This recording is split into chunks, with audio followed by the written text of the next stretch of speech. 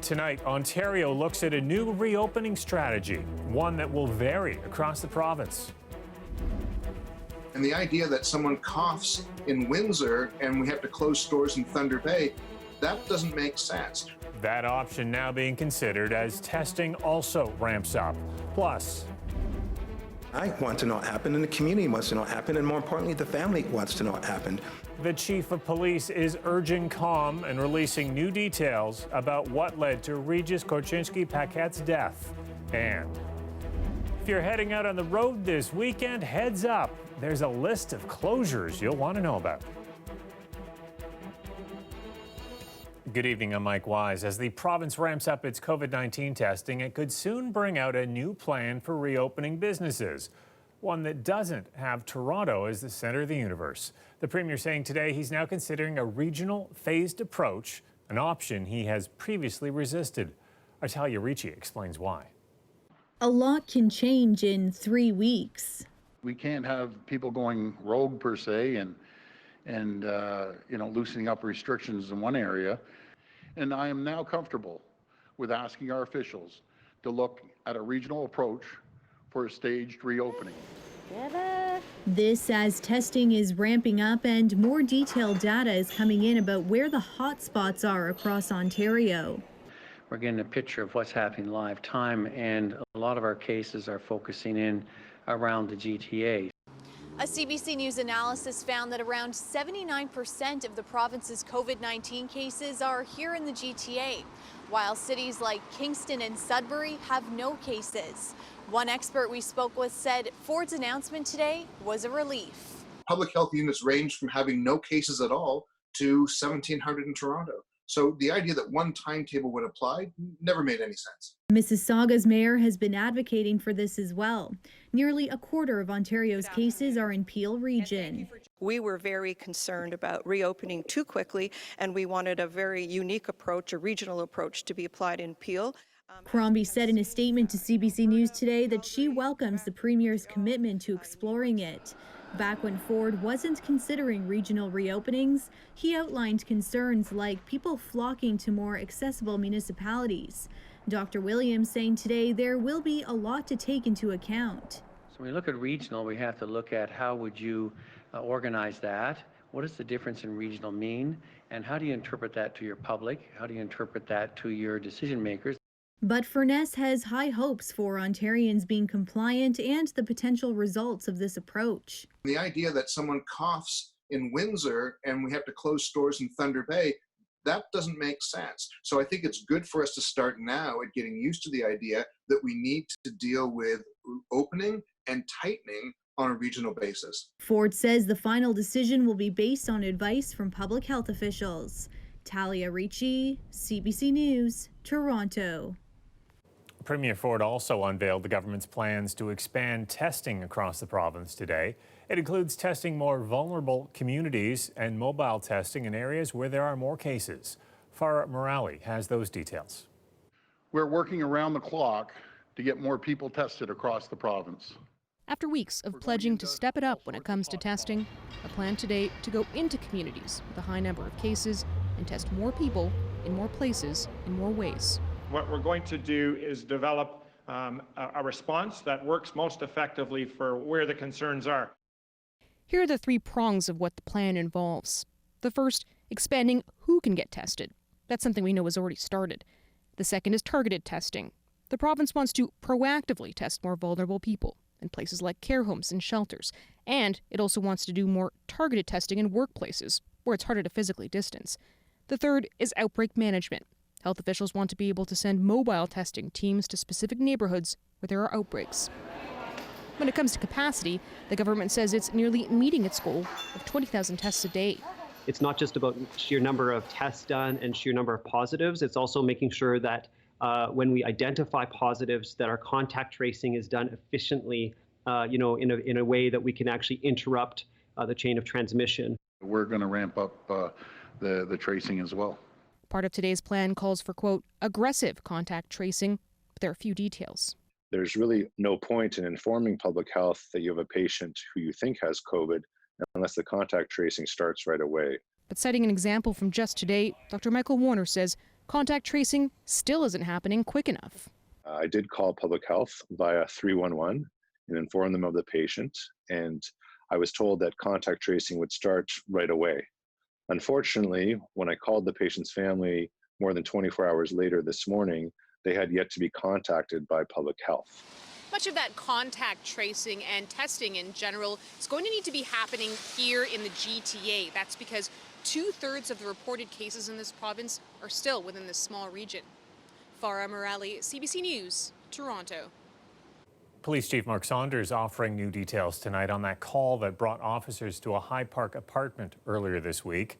A call that ended with 29-year-old Regis Korchinski-Paquette falling to her death. The chief says his officers were on scene within minutes after getting a 911 call about an assault and the presence of weapons. Lorena Redekop has the update. There were 3 calls from 3 different people, all 911 calls. Details that normally don't come from police while the Special Investigations Unit is involved. The call was for assaults and knives were involved. Knives were stated by at least 2 of the 3 people that called. Regis Korchinski-Paquette died Wednesday, falling from a balcony. The SIU says it's interviewed 4 witness officers, with a subject officer expected to be interviewed today. The chief says a paramedic was also on scene. Her family has raised questions about what went on when police were in the apartment, initially alleging on social media that police were responsible for the death. Some concerns are being raised about the mother saying that the police threw her daughter off the balcony. I can verify on behalf of the family that this was not witnessed by the mother. However, at the time of the statement, that is what the mother believed. At this point, the family wants the community to understand. They want a fulsome investigation. Yesterday, her mother acknowledged she'd called police before. Her daughter's epileptic seizures leading to mental health issues. But I asked the police yesterday if they could take my daughter to Camp H, and my daughter ended up dead. So I don't understand. Some question whether enough was done to treat this as a mental health case. The Canadian Mental Health Association says, in general, the police can still do more. So we would really like the mobile crisis intervention teams to be available 24/7. And if they were, we could be confident that the resources that are needed when these situations arise, and again, when someone is in a mental health crisis and reaches out to 911. The chief says those units don't go to serious calls like this one. Frontline police officers have to go to those calls. They have to restore calm, investigate, and then proceed in accordance to law with what they need to do. There is no way that I would put a nurse in the middle of a knife fight. The chief says he now wants to speed up access to body cameras for his officers. I also want to call for calm. I request that the public and the communities wait for all of the facts. All during an emotional time, Korchinski-Paquette's supporters are planning a rally for tomorrow afternoon. Lorena Redekop, CBC News, Toronto. Police are also asking for help tonight, trying to identify a suspect in an attempted murder investigation. Toronto Police releasing this surveillance video of an incident that happened on May 11th. It shows a man getting out of his car and shooting multiple rounds at another vehicle. The suspect fled that scene. He was last seen traveling eastbound on John Garland Boulevard towards Kipling. The victim survived that shooting. Police are asking anyone with information or possible footage of the area at the time to give them a call. And a man is dead after a house fire in Oshawa earlier today. When firefighters arrived at this townhome on Pearson Street near Ritson Road, there was very little smoke and they were able to quickly contain the blaze. Police officers went inside. That's when they found the man's body. The coroner is now trying to figure out how he died. The fire marshal's office is also investigating. The pandemic isn't putting a stop to road closures this weekend. The City of Toronto officials and transportation say they have plenty of work being done in the next few days. Make sure that you're only making essential trips this weekend. If you are out on the roads, leave plenty of extra time. Plan an alternate route. Find another way to get to where it is that you need to be. As of right now, the Gardiner Expressway is now shut down from the 427 to the DVP. It'll remain closed until Monday morning. This is for its annual maintenance, and the intersection of Richmond and Church will also be closed due to TTC track work. And as part of active TO, stretches of Lakeshore and Bayview will also be closed to vehicle traffic to make it easier for pedestrians and cyclists to physical distance. Westbound lanes of Lakeshore will remain open to vehicles for those who do need to drive around the city. And speaking of road maintenance, the city of Markham is trying out a new system that uses artificial intelligence to detect potholes, mark their location, and then earmark them for repair. It's called Rover, a smartphone app that even sniffs out damage that human eyes may miss. And as Philip Lishanek tells us, it could help municipalities save money by making more timely road repairs. With smartphone mounted and after a quick setup, Rover is on the hunt, looking for potholes its human master may have missed. While city inspectors drive their routes, checking conditions of the city's infrastructure, signs, painted lines, and sidewalks, Rover is using the phone's camera to keep a close eye on the road, marking potholes with a blue flash. Also, our driver can concentrate on certain other more emergency aspects, and also the referencing of the location. Because of the AI unit, it already records the GPS location. So then it saves our driver to stopping and going and marking down the location manually. Also eliminates some of the human error. But like a new puppy, Rover must be trained. The AI needs to see a lot of potholes to learn that they're different from shadows and puddles. But now as the system learn and go along, then they can recognize it's a shadow, it's not a pothole. So the accuracy is really improving. Once potholes are identified and locations logged, a road crew can come back and fix them all at once. This isn't the first artificial intelligence pothole detector. Other systems require laser scanners and thermal cameras mounted to the vehicle, whereas Rover is an app that fits in the smartphone in your hand. That makes the system cheaper and easier to run, allowing municipalities to do repairs in a timely way before they become bigger problems down the road. The city of Markham is piloting the system with AI company Visual Defense. The city has an $8 million yearly road budget. I think we're living in some pretty exciting times. I think it's really cool when technology allows us to cover more ground in less costs and in a more effective way. As for privacy concerns, the city says Rover is only collecting pothole images and locations. Any license plates or anything captured that may identify an individual are blurred out. Philip Lishanek, CBC News, Markham. Well, still to come, the people who run food trucks are asking the province to reconsider allowing them to operate. Food trucks, there's an argument to be made, are a lot more safe than a lot of other food service establishments, just because they're located outside and it's a lot easier to keep the distance. We'll tell you about the argument they're taking to the province when we come back. Plus, some cooler temperatures on the way. In fact, some numbers we haven't seen for about a week. I'm meteorologist Colette Kennedy. I'll have your entire weekend forecast, and it's actually looking pretty good. That's coming up after the break.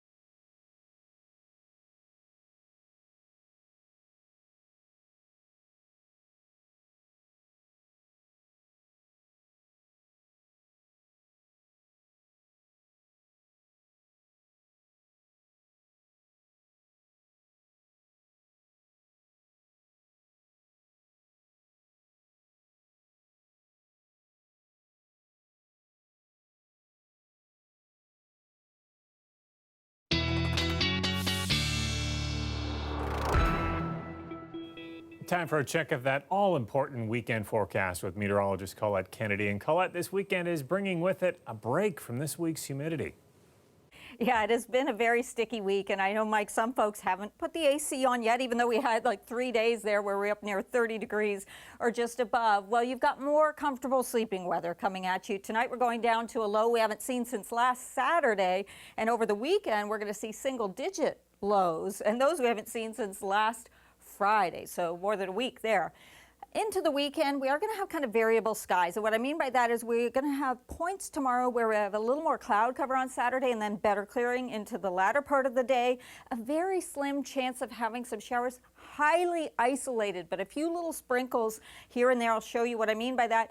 And just looking into early June, honestly, the first couple of days temperatures, which is this weekend, but into the beginning of June, beginning of next week, couple days maybe just below seasonal. After that, if anything, we're going to be seasonal or see our temperatures a little bit above.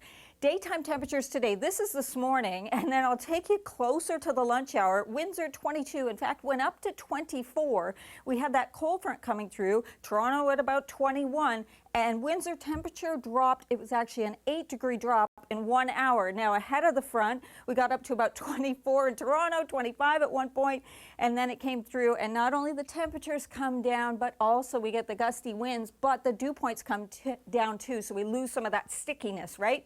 Some of that cloud cover into early Saturday. A few little isolated showers are possible into the northwest of the GTA and back into southwestern Ontario. See how highly isolated those are. Otherwise, kind of a mix of sun and clouds. And then into Sunday, primarily a sunny day, but a little sprinkle wants to show up there along the shoreline, the north shore of Lake Ontario. So just have that in your mind. It will pass very quickly if it even reaches the ground. Temperatures tonight for Windsor and Leamington, in fact, Sarnia, Chatham-Kent, and London, all going down to 12 degrees with that clearing trend and partly cloudy skies. Not as breezy in southwestern Ontario tomorrow, but temperatures running a little bit below seasonal. A little bit of a spray there into Sarnia. Again, I doubt you'll see much at all. And tonight into the GTA, getting much more comfortable for you with those temperatures. And even tomorrow, we're running a little below seasonal, and we are going to see better clearing into the afternoon. It is going to be a nice weekend, but things start to come back closer to seasonal for the 1st of June, and then we get the next system coming in with really some showers and possibly some thunderstorms as we go Tuesday into Wednesday. But I do see, Mike, midweek next week, our temperatures jumping back up, not to the 30s, but at least towards those mid-20s. Okay, thanks a lot, Colette. You're welcome. Weather Update is brought to you by Trane, the most reliable heating and cooling brand. We test, so it runs. Take advantage of special offers now. It's hard to stop a Trane. It has been a completely different start to the season for the dozens of food truck operators in Toronto. With offices closed, events canceled, and weddings even postponed, most trucks have stayed put this spring. Plus, there's also confusion about whether they're even allowed to operate. And if they can, some are hoping the city will ease restrictions during the pandemic. Angelina King explains. Any other year, Feasto's truck would be parked downtown today, serving dumplings to a lineup of people or set up at festivals and events like the CNE. But this year, the truck has stayed put in a parking lot, unused. We are 2 months into our 7-month season, and we haven't really been able to run our business as we would usually do. So they're selling frozen dumplings available for pickup from the kitchen or free delivery. We technically can't operate. We're not included in the province's list of essential businesses. It's somewhat of a gray area. Jason Bellissimo organizes food truck events and says owners are getting different information from the city compared to the province about whether they can operate. Because of that, he says a handful of trucks are running. Bellissimo had more than 80 food truck events planned for this season. He's trying to organize a safe replacement but can't move ahead without clarity on the rules. He also thinks trucks should be able to operate during the pandemic, similar to how restaurants are offering curbside pickup with call-ahead orders. They're located outside, and it's a lot easier to keep the distance. The City of Toronto couldn't confirm to CBC whether food trucks can operate, saying it's currently reviewing provincial orders. The province says owners should determine if they fit into any categories on the essential business list, and if they do, then decide whether to open. When they are operating, food trucks have a lot of rules to follow, and they need certain permits depending on where they park. If they're on the road, they have to be at least 30 meters away from any restaurant. There can't be more than 2 food trucks per block, and they can only open for 5 hours at a time. There's no harm in easing the rules, and I think we would, provide a good service to the city. Especially with restaurants closed or not offering dine-in service. Mock hopes she can get the go-ahead to operate for at least part of the season in an industry she says was forgotten about during the pandemic. They just didn't think food trucks because they don't think about us often. But until she gets the green light from all levels of government to operate safely, her truck is staying put. Angelina King, CBC News, Toronto. An Ottawa couple got quite the surprise this morning when they found a special guest enjoying their pool. The homeowner says the cover was on the pool overnight, so thinks the moose didn't really know what it was stepping into. Mr. Moose eventually made its way out of the water on its own and ran into a wooded area nearby, no doubt feeling much more refreshed. Stay with us. We'll be right back.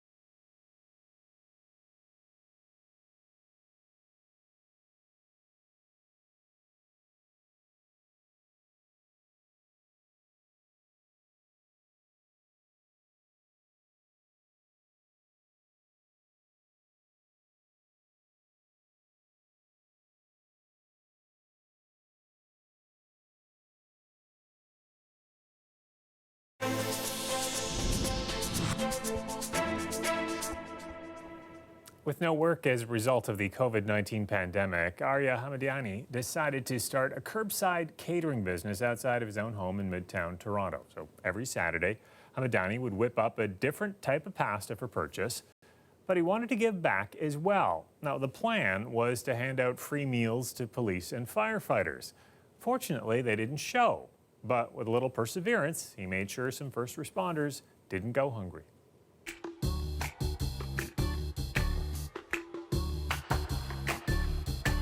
Since this pandemic started, I've had a lot of friends just messaging me how to cook certain stuff and how long to cook certain stuff for. So I figured the best way to deal with all of them is just to start doing a curbside pickup service at my house. Jillian? When I first started, I was actually expecting just like a few neighbors, a few buddies, and then it was just a great amount of community support. And that's when we realized, okay, the community is giving back to us by supporting this business. Now we have to do something similar and give back to all of our first responders that are just like keeping us going every day. Ideally, what we'd want is for them to come down the street and all of our neighbors in the neighborhood just to come out and thank them, whether that's while they're on their lawn or while they're on their front steps, just bring the morale up a little bit. You want a fire truck? I want a fire truck. I want police cruisers.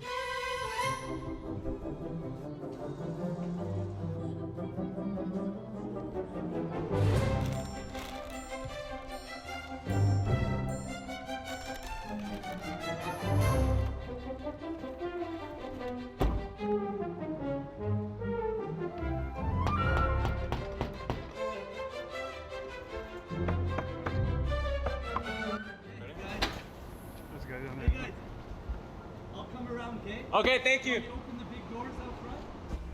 We're just dropping off some free food for you guys. No way. Oh yeah. No one was coming, so I was like, all right, well, now we're here. Well, we need a flyer or something. Yeah, okay, so I'll hit you guys up next week, for sure. Yeah. Okay? Yeah, so thanks so much, man. Appreciate it. Thanks a lot. No worries, appreciate it.